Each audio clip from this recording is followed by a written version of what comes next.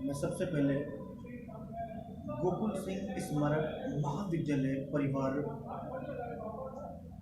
की ओर से आज की ऑनलाइन क्लासेस में आप सभी बच्चों का तहे दिल से स्वागत करता हूं, अभिनंदन करता हूं, मोस्ट वेलकम करता हूं। बच्चों, आज की मेरी जो ऑनलाइन की क्लास है वो है डीएलएड प्रथम सेमेस्टर। डीएलएड प्रथम सेमेस्टर के सभी बच्चे ध्यान देंगे। आज की उनकी जो ऑनलाइन की क्लास है, जो उसका सब्जेक्ट है वो है शिक्षण अधिगम के सिद्धांत। शिक्षण अधिगम के सिद्धांत नामक विषय के अंतर्गत आज की मेरी ऑनलाइन क्लासेस की जो टॉपिक है, जो प्रकरण है बच्चों, वो है शिक्षण प्रविधियों का वर्णन। याद रखिएगा, डिस्क्रिप्शन ऑफ टीचिंग टेक्निक्स। शिक्षण ये प्रविधियों का वर्णन है, हम आपको बताने चल रहे हैं। यदि हम आपको एक बात बता दें, अगर हम प्रविधि की बात करें तो प्रविधि का अर्थ होता है, ध्यान से सुनिएगा सभी बच्चे, प्रविधि का अर्थ होता है पाठ्य वस्तु को विभिन्न तरीकों से प्रस्तुत करना। जिन पाठ्य वस्तु को आप विभिन्न प्रकार के अनेकों तरीके से आप प्रस्तुत करते हैं, उसी को प्रविधि कहा जाता है। और शिक्षण प्रविधियां या रीतियां शिक्षण की जो प्रक्रिया है ना, उस शिक्षण प्रक्रिया में रोचकता, प्रभावशीलता, सरलता लाने के लिए आवश्यक मटेरियल है, आवश्यक उपकरण है, या ये कह सकते हैं सबसे जरूरी सामग्री है। शिक्षण विधि या प्रविधि में जो अंतर होता है ना, एक होता है शिक्षण विधि और एक होता है शिक्षण प्रविधि। शिक्षण विधि और शिक्षण प्रविधि में केवल डिफरेंट इतना होता है बच्चों, अंतर केवल इतना होता है, मात्र इतना है कि शिक्षण विधि का प्रत्यक्ष संबंध शिक्षण के उद्देश्य से होने के कारण शिक्षण विधि शिक्षण को दिशा व गति प्रदान करती है, किंतु शिक्षण जो प्रविधि होती है ना, वो शिक्षण प्रविधि प्रत्यक्ष रूप से, या हम ये कह सकते हैं शिक्षण प्रविधि का संबंध जो है वो प्रत्यक्ष रूप से शिक्षण के उद्देश्यों से ना होकर के शिक्षण विधियों से होता है, और उद्देश्यों से शिक्षण प्रविधियों का अप्रत्यक्ष संबंध होता है।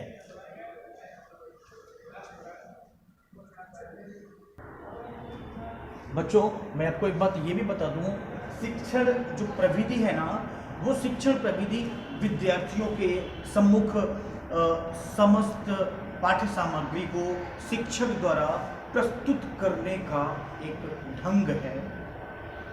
शिक्षण विधि में, याद रखिएगा, शिक्षण विधि में कैसे की भावना होती है, जबकि शिक्षण प्रविधियों में किसके साथ का भाव निहित होता है। अगर हम इसका एग्जाम्पल ले लें, उदाहरण के लिए हम ये कह सकते हैं कि कोई भी शिक्षक भाषण के द्वारा पाठ को या विषय वस्तु को विद्यार्थियों के सम्मुख जब प्रस्तुत करता है तो ये भाषण विधि मानी जाती है। और भाषण विधि का प्रयोग करते समय वह अपने भाषण में शिक्षण को प्रभावी एवं सरल तथा बोधगम्य बनाने के लिए कहानियाँ, प्रश्नोत्तर, उदाहरण, स्पष्टीकरण आदि प्रविधियों का प्रयोग करता है। बच्चों, कुछ शिक्षण प्रविधियों का वर्णन निम्नलिखित है। आपके सामने बहुत सारे शिक्षण प्रविधि लिखे हुए हैं, आइए हम आप चर्चा करते हैं। प्रश्नोत्तर विधि, विवरण प्रविधि, वर्णन प्रविधि, व्याख्यान प्रविधि, स्पष्टीकरण प्रविधि, कहानी कथन प्रविधि, निरीक्षण एवं अवलोकन प्रविधि, उदाहरण प्रविधि, खेल एवं गतिविधि प्रविधि, समूह चर्चा प्रविधि, प्रयोगात्मक कार्य प्रविधि, वाद विवाद प्रविधि, कार्यशाला प्रविधि, भ्रमण प्रविधि। इतनी प्रविधियां हैं जो हम आपको बताने चल रहे हैं। याद रखिएगा, सबसे पहला पॉइंट है प्रश्नोत्तर प्रविधि। बच्चों, मैं आपको बता दूं कि प्रश्नोत्तर प्रविधि का निर्माण एथेंस के प्रसिद्ध दार्शनिक सुकरात ने किया था। इसलिए इस विधि को, ये जो प्रश्नोत्तर विधि है ना, उसको सुकरात प्रविधि के नाम से भी जाना जाता है, क्योंकि प्रश्नोत्तर प्रविधि का जो प्रयोग था, वो निर्माण था, वो एथेंस के प्रसिद्ध दार्शनिक थे। सुकरात आपने नाम सुना होगा, इसलिए इस प्रश्नोत्तर प्रविधि को सुकरात प्रविधि भी कहा जाता है, याद रखिएगा। और ये जनतांत्रिक व्यूह रचना में अपने आप में एक सबसे अच्छा मायने रखता है। दूसरी चीज ये है कि सुकरात का जो विचार था, सुकरात का विचार ये था कि शैक्षिक पाठ्यक्रम को इस प्रकार से रेखांकित किया जाए, इस प्रकार से प्रस्तुत किया जाए, जिससे बालक यथार्थ एवं सत्य की जांच कर सके और उसे अपने अंतर्मन में ग्रहण कर ले, आत्मसात कर ले। और मैं आपको बता दूं कि जैसे ये होता है ना कि प्रश्न की भाषा स्पष्ट व निश्चित होनी चाहिए। भाई प्रश्नोत्तर प्रविधि में यही सारी चीजें तो आती हैं, जिससे छात्र प्रश्न को भली भांति समझ सके। प्रश्नों की रचना बालक की व्यवहारिक भाषा के अनुसार की जानी चाहिए। प्रश्न उद्देश्य के साथ संबंधित होने चाहिए। एक प्रश्न में एक ही विचार होना चाहिए या उससे अधिक विचारों वाले प्रश्न बच्चों को उलझन में, कंफ्यूजन पैदा करने में डाल देते हैं। शब्द लोक प्रधान प्रश्नों से यथासंभव बचने का प्रयास करना चाहिए। प्रश्न शिक्षण स्तर के अनुकूल होने चाहिए। प्रश्नों में क्रमबद्धता होनी चाहिए। ये सारी चीजें हैं प्रश्नोत्तर प्रविधि। दूसरा मैं आपको लेकर के चल रहा हूं बच्चों, आपके सामने लिखा हुआ है विवरण प्रविधि। बच्चों दूसरा है विवरण प्रविधि। बच्चों मैं आपको बता दूं, विवरण देना भी एक कला है और इस कला में निपुण होने के लिए शिक्षक अपनी कल्पना शक्ति का सहारा लेते हुए किसी वस्तु या घटना का विवरण इतने उत्साह एवं प्रभावशीलता के साथ करता है कि कक्षा के सभी छात्रों को उसका ज्ञान सरलता पूर्वक हो जाता है। और मैं आपको बता दूं, दूसरे शब्दों में विवरण द्वारा ये कह सकते हैं कि छात्रों के मस्तिष्क में वस्तुओं एवं घटनाओं के मानसिक चित्र इतने सजीव ढंग से प्रस्तुत किए जाते हैं कि वे पाठ्य वस्तु को आसानी से समझ लेते हैं। भाई विवरण के कथन को शिक्षक स्वकथन भी कहा जाता है। विवरण देने का उद्देश्य छात्रों के मस्तिष्क में उसका मानचित्र, उसका मानसिक चित्र बनाना है, जिससे छात्र विषय वस्तु को पूर्णता के साथ समझ सके। तीसरा है वर्णन प्रविधि। बच्चों तीसरा हम आपके सामने लेकर के चल रहे हैं वर्णन प्रविधि। मैं आपको बता दूं बच्चों, जिस प्रविधि के माध्यम से किसी विषय वस्तु एवं घटना का छात्रों के समक्ष पूर्ण शाब्दिक चित्र प्रस्तुत किया जाता है, उस प्रविधि को वर्णन प्रविधि कहा जाता है।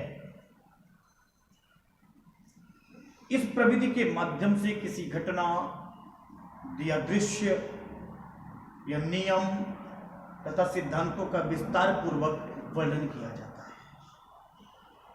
और वर्णन प्रविधि को सफल बनाने हेतु कुछ सुझाव है, मैं आपको बता रहा हूं।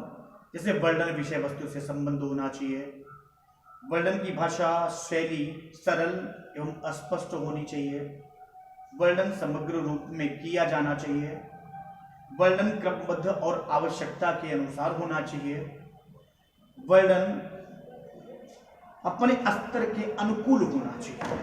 ये तो आपको हो गया वर्णन प्रविधि। नेक्स्ट मैं आपको लिए चल रहा हूं बच्चों व्याख्यान प्रविधि। बच्चों नेक्स्ट है व्याख्यान प्रविधि। मैं आपको बता दूं, व्याख्यान प्रविधि सबसे प्राचीन प्रविधि मानी जाती है। प्राचीन शिक्षा प्रणाली के अनुसार हमारे देश में उच्च शिक्षा व्यवस्था गुरुकुल में प्रदान की जाती थी। गुरु द्वारा शिष्यों को उपदेश दिया जाता था तथा वे उदाहरण के द्वारा अपनी बात को स्पष्ट करते थे। और व्याख्यान प्रविधि का प्रयोग कब किया जाता है, मैं आपको बता दूं कि संक्षिप्तीकरण हेतु किया जाता है।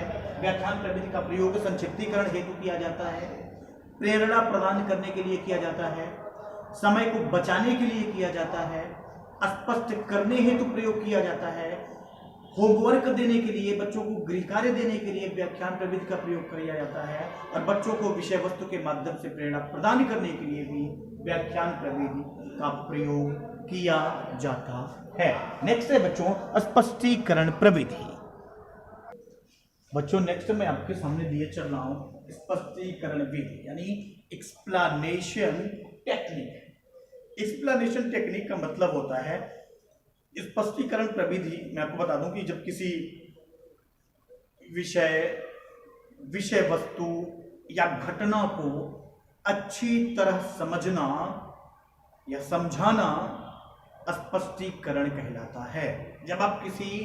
जब एक शिक्षक अपने बच्चों को किसी विषय के लिए विषय वस्तु के साथ या किसी घटना को अच्छी तरीके से आपको समझा दे, वही स्पष्टीकरण प्रविधि कहलाता है, वही एक्सप्लेनेशन टेक्निक कहलाता है।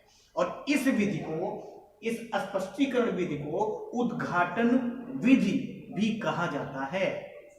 और ये स्पष्टीकरण विधि, उद्घाटन विधि अधिकतर जटिल विषयों को सरल रूप से बोधगम्य बनाने के काम आती है। नेक्स्ट है बच्चों कहानी कथन प्रविधि। बच्चों नेक्स्ट है कहानी कथन प्रविधि, स्टोरी टेलिंग टेक्निक। कहानी कथन प्रविधि को कथावाचन प्रविधि भी कहा जाता है। और इस प्रविधि का जो प्रयोग होता है ना, वो छोटी कक्षाओं तक ही सीमित है। उच्च कक्षाओं में इस प्रविधि का प्रयोग तभी संभव है जब शिक्षक अपने विषय का अच्छा जानकार हो, और इसे मनोवैज्ञानिक प्रविधि भी कहा जाता है। मैं आपको बता दूं बच्चों कि कहानी ये जो कथन प्रविधि है ना, उसे कथावाचन प्रविधि कहते हैं।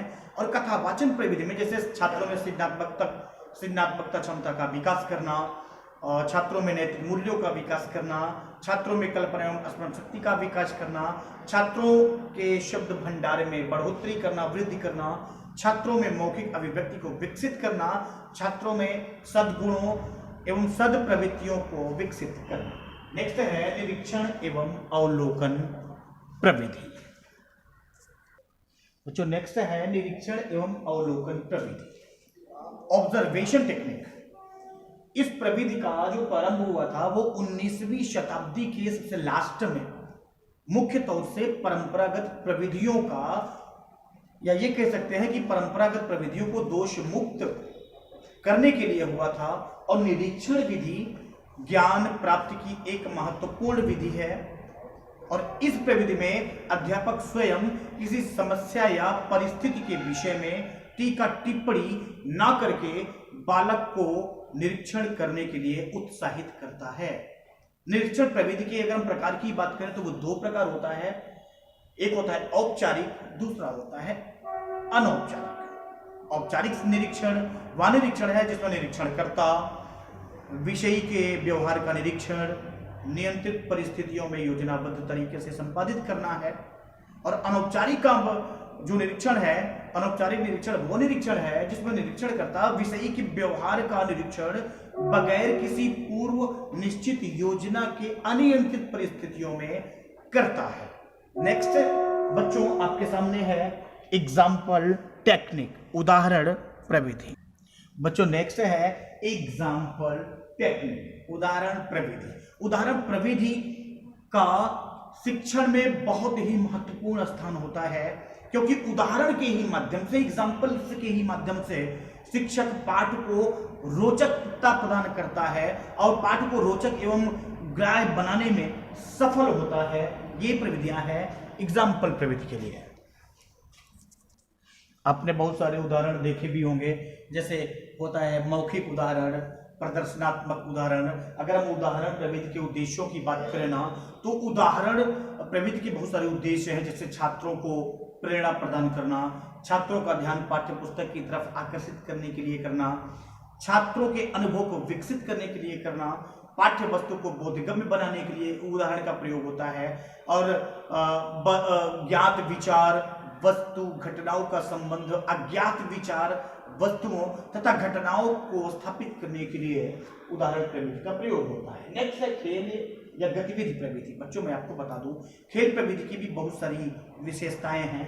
इस प्रविधि के अंतर्गत जो है खेल के माध्यम से शिक्षा देने की व्यवस्था की जाती है। और दूसरी चीज ये है कि ये विधि बालकों को उसी उत्साह से सीखने की क्षमता देती है जो उनमें स्वाभाविक रूप से पाई जाती है, और इसे क्रीड़ा विधि भी कहा जाता है, क्रीड़ा विधि। और खेल प्रविधि में बालकों की रुचि और क्रिया को महत्व दिया जाता है। इसके प्रयोग द्वारा अधिक अस्थायी हो जाता है। खेल प्रविधि के माध्यम से कठिन विषय को भी सरल व रुचिकर बनाया जा सकता है। खेल के द्वारा अधिगमकर्ता में सामाजिकता की भावना विकसित की जाती है। खेल के द्वारा बालकों में समन्वय, सद्भावना, सहयोग की भावना का विकास होता है।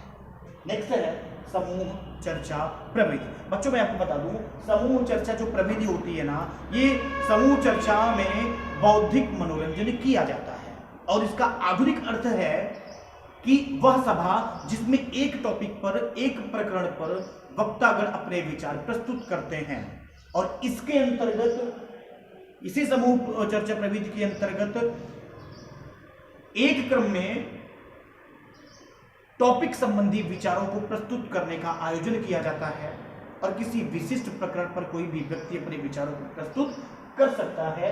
ये समूह चर्चा प्रविधि का नियम है। बच्चों नेक्स्ट है प्रयोगात्मक प्रविधि। ये समस्या समाधान की सबसे उत्तम विधि है, और इसमें समस्या का समाधान प्रयोग के आधार पर किया जाता है। उच्च शिक्षा में इसका शैक्षिक महत्व बहुत तेजी के साथ बढ़ता है। बच्चों को प्रैक्टिकल के माध्यम से हर चीज को अवगत कराते हैं। नेक्स्ट है वाद विवाद प्रविधि। हम किसी भी कक्षा में जब सफल कार्य करते हैं ना, तो बच्चों से वाद विवाद करवाते हैं। हम बच्चों से प्रश्न करते हैं, बच्चे उत्तर देते हैं, बच्चे आपस में भी करते हैं। तो वाद विवाद के भी द्वारा टीचिंग को एक प्रविधि अच्छी मानी जाती है।